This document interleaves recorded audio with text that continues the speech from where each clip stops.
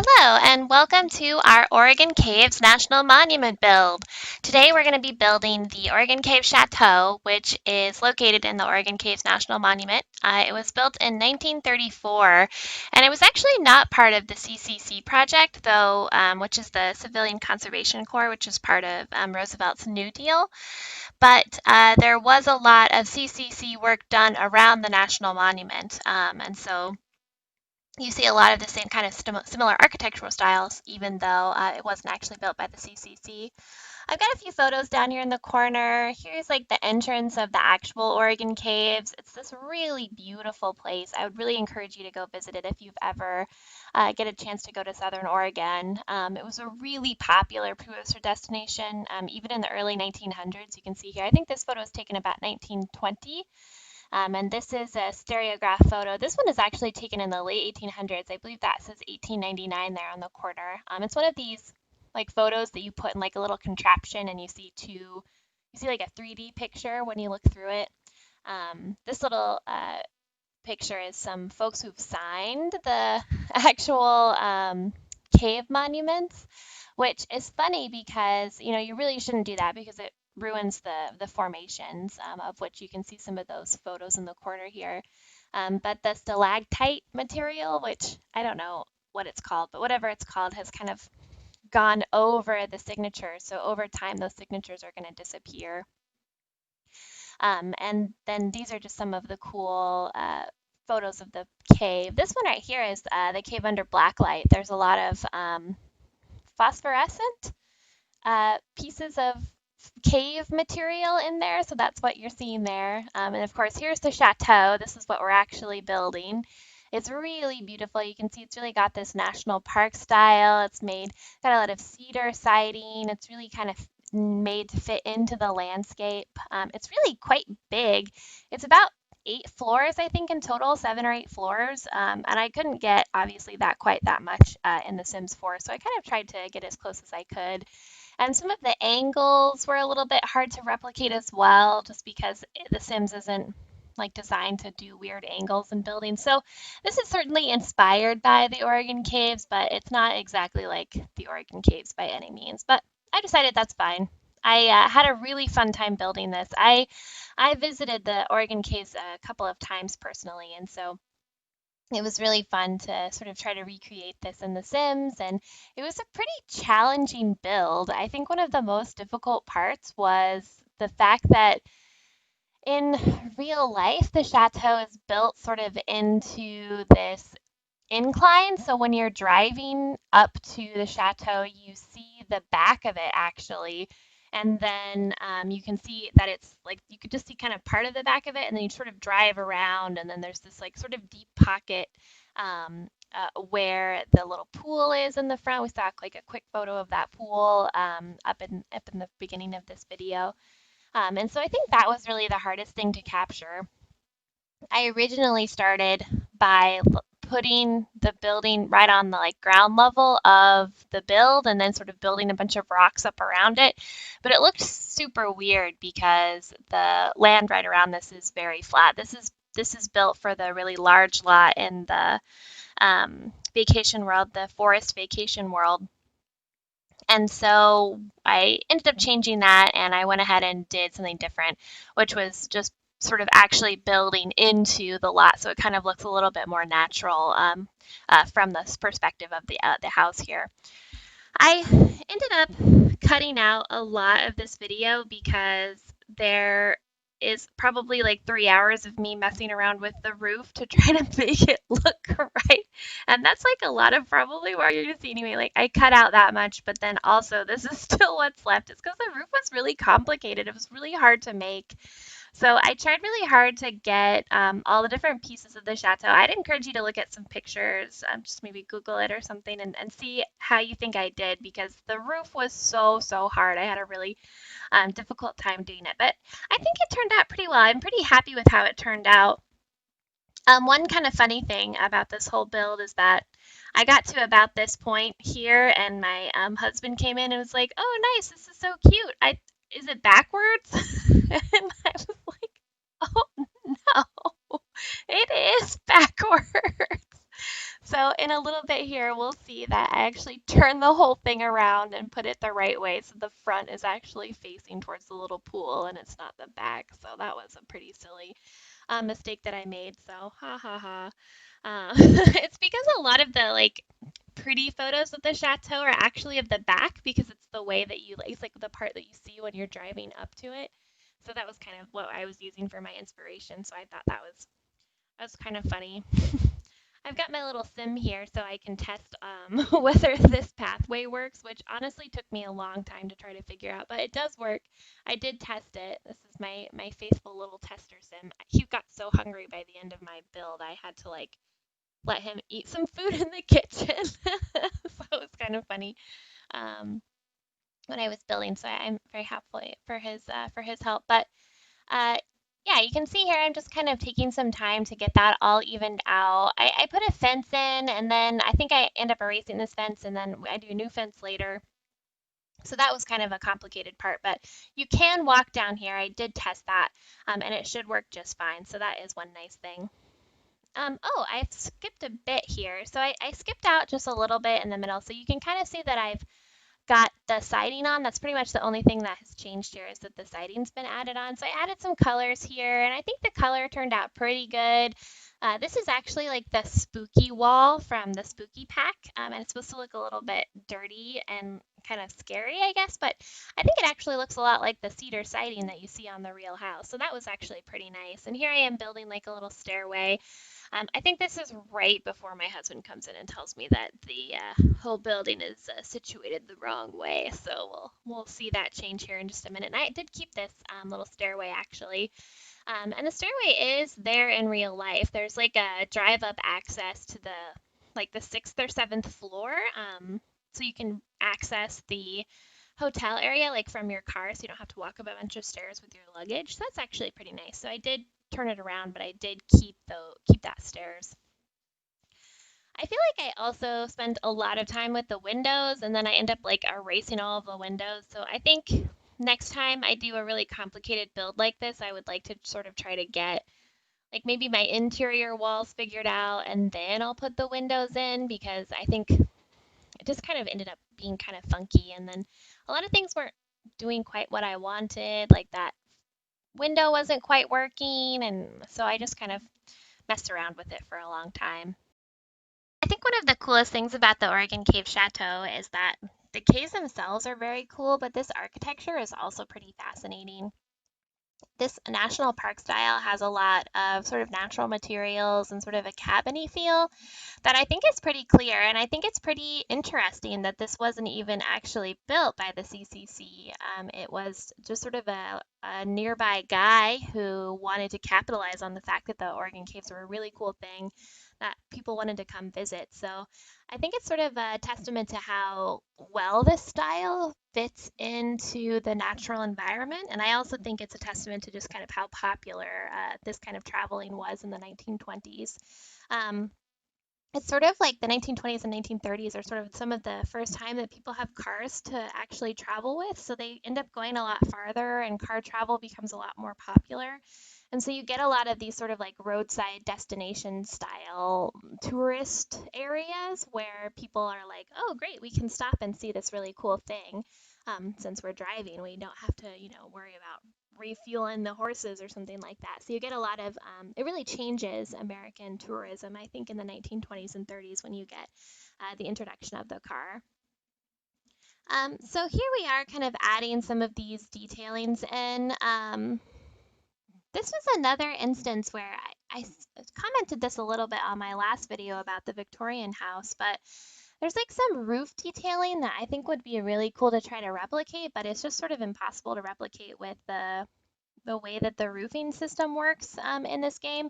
But I was actually able to get sort of like some, so if you look at some pictures of the house, there are some really cool beams, like sort of these crosswise sized beams along the porch. And so I would have liked to do that a little bit more, maybe on a more flexible scale. So that was one kind of disappointing thing is that didn't work quite as well as I'd hoped. But I think it ended up looking pretty good. I do also end up changing this a little porchway quite a bit because the stairs are so funny. I didn't realize, I think, or I guess I didn't have, oh, yep, here we go. I've changed the direction because I realized it was backwards. I'd already spent so much time on it. Oh my Lord in heaven, what a pain in the butt that was. But it's okay. The one hard thing is that I'd already spent all of that time landscaping and doing all of the terraforming to make sure that people could walk up and down, and then I had to like redo it all again. So that was kind of a frustrating part of this build. But I think it's all the better. I try to make it as true to life as I can within the limitations of The Sims, and I think that this one actually worked out pretty well. So I'm really quite happy with how it turned out, and I'm really excited about it. So I think it's all good in the long run, even though it did take me quite a long time to do. So here I am sort of trying to fix up this front part. The porch in the back is sort of accessible to the rooms on the top floors and a little bit to the restaurant as well. There are actually several restaurants inside the Oregon Chateau. When I do the interior build for this video, you'll see that we've got the diner and we've got sort of a fancier restaurant, and then I've added a few things just for fun and because I had the room.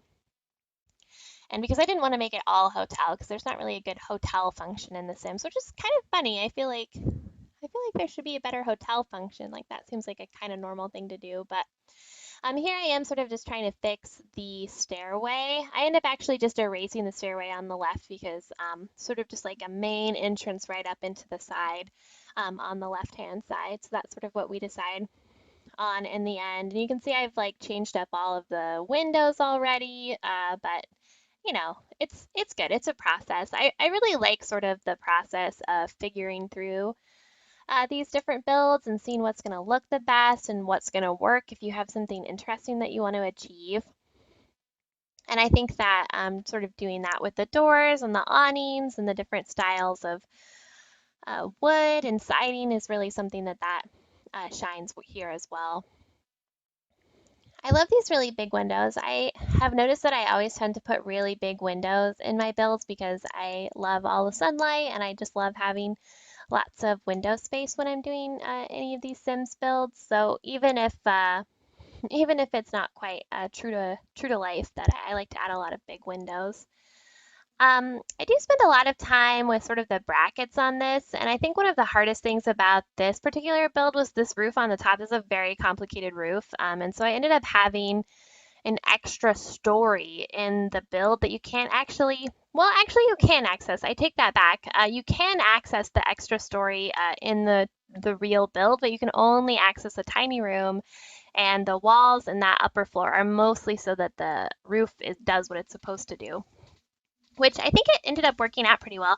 I was a little bit sad to lose a floor. That was kind of a bummer because this build in real life really is, or this building, not this build. This building in real life is it's got a lot of stories. It's like 7 or 8 stories, or 6 stories, excuse me. I just looked it up and it's 6 stories high. So not being able to get to that full 6 stories was, kind of a bummer, but that's okay. I try to remember that these Sims builds are just inspired by and not, exactly true, because it would be so hard to try to get these exactly right. So I really just try to remember that it's inspired by, and you try to capture the spirit of it and capture sort of the main architectural details, the sort of significant features is maybe a historic preservation term that you could use to capture the essence of the building and what, really makes it interesting and what makes it unique. And I think one of the biggest parts about this building that makes it unique is really just the positioning of how it's kind of nestled into this little canyon, and how you can like sort of walk down into the main area. That's something that you do in real life actually too, because the way that it looks when you actually go there is that you kind of drive up to the building from the back, and then you can kind of drive around, and there's like a parking lot sort of far away. Because, in 1934, there was probably like 20 people at a time visiting, and now it's quite a few, many more than that. But when you drive, you sort of drive around it, and then when you walk, you can kind of walk back up that road, and you'll go to one side has sort of like the national park side. It's like where you sign up for tours. It's where you go for like your gift shop and that kind of thing. And then you've got the chateau sort of on the other side of the road, where you do have this sort of like incline that you can walk down to, and you can get to the cafe that's in there. There's a really fun sort of old-fashioned cafe on the first floor of the real chateau, which I sort of tried to replicate in this build as well. So that's a really fun thing, and a fun feature of this building that I think is really important to try to replicate. I also think the materials are one of the most significant features of this building. I I was I feel like I'm pretty happy with the way that this siding looks. It looks pretty, especially from a distance, it looks pretty similar to cedar siding, which is what is on the building in real life. But, it's definitely not supposed to be cedar siding. And I think that the cedar siding is a lot more sort of like red in color and a little bit more rich in the texture.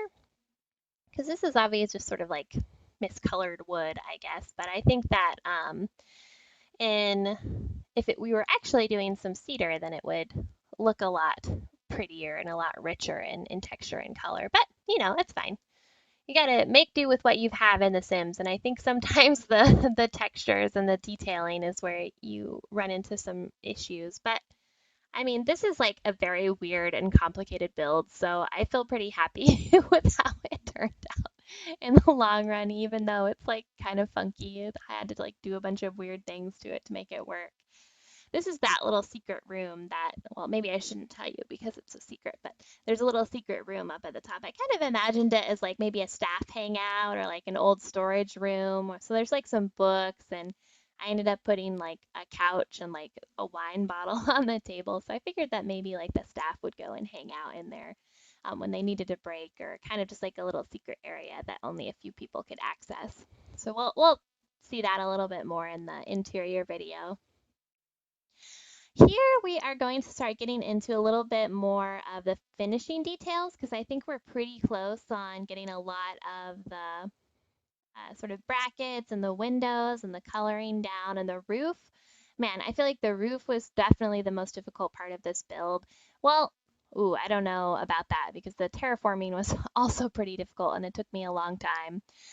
But and I always end up changing things. I'll make things a little bit smaller. I'll make things a little bit bigger because I think the like size is a bit off. And oh man, but it's fine. That's what it's about. It's all about the process and going through.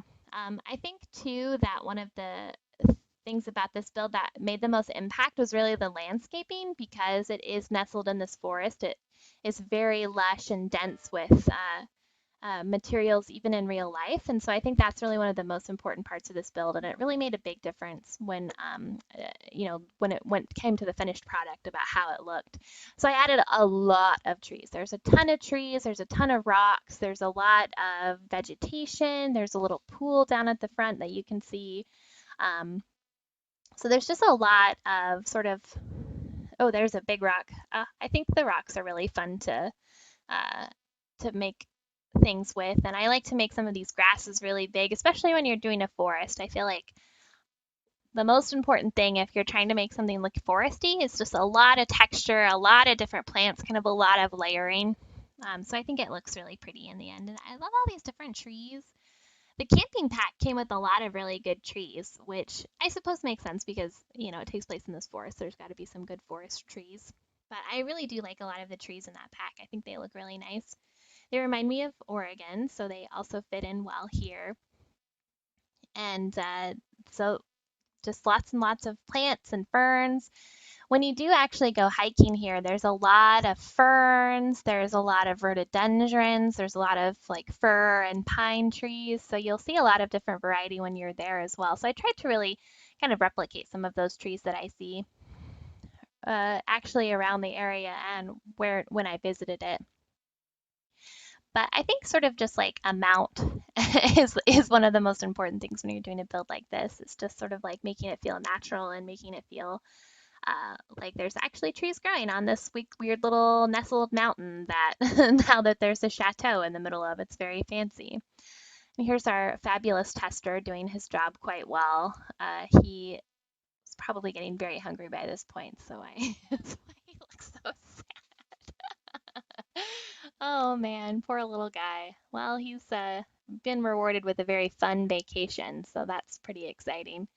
Ooh, I did put one little fun bush down here. So there's a fancy bush in this little pond area, which looks very romantic. I love the leaves. I love that you can put the leaves on the water because I think it looks really cute.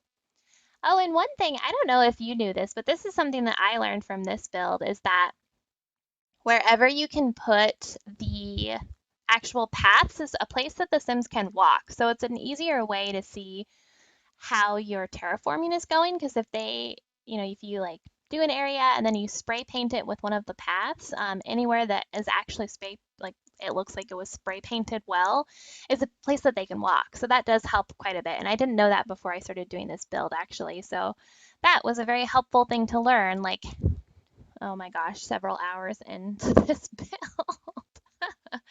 Oh, and it was nighttime for my poor little sim here. So whenever I go back to the build mode, I keep forgetting to turn the light back to afternoon so I can see what's going on.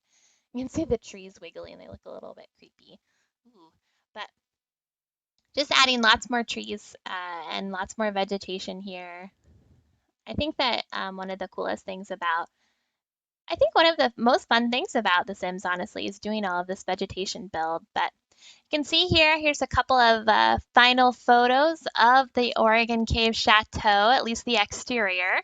We'll be doing the interior on the next video, so I do hope you'll join me for that. And let me know what you think of this build. I think it's really fun and it's really pretty, and feel free to check it out in the Sim store under K Straps, my name. Thanks, and we'll talk to you guys soon.